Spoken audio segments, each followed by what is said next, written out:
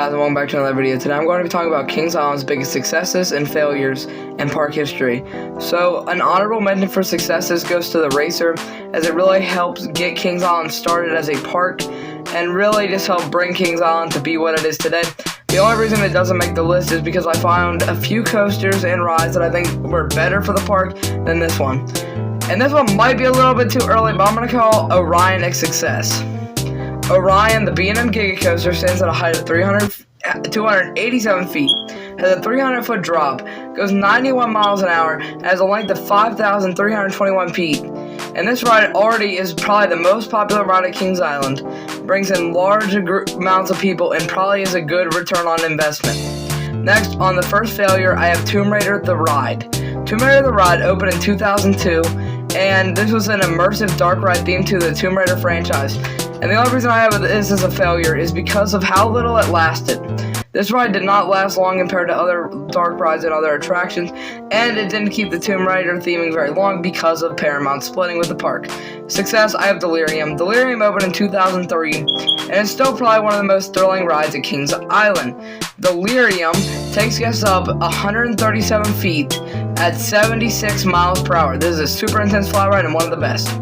Another failure I have, and this is one of Cedar Fair's only failures, I have Firehawk.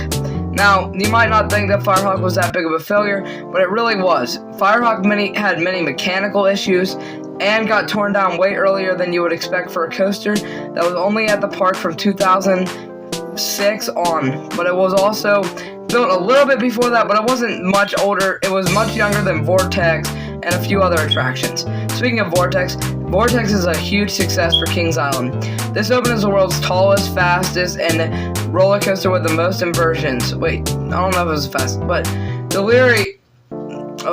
Vortex stood at a height of 148 feet, went 55 miles an hour, and at a length of 3,800 feet.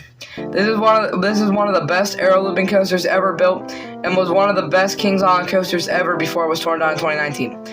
Another failure is Flight Commander. Flight Commander resulted in one of the most tragic accidents to ever happen at Kings Island when a woman fell from one of those rotating pods on the ride.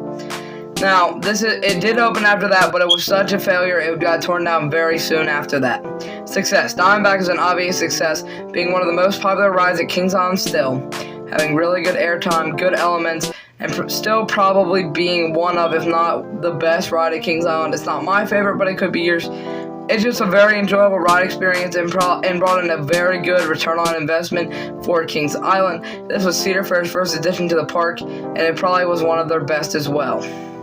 Next failure is Kings Island's other hypercoaster, Son of Beast. Son of Beast opened as the world's tallest, fastest, and only looping wooden roller coaster, standing at a height of 218 feet, 214-foot drop, going 78 miles an hour, and having a 119-foot vertical loop.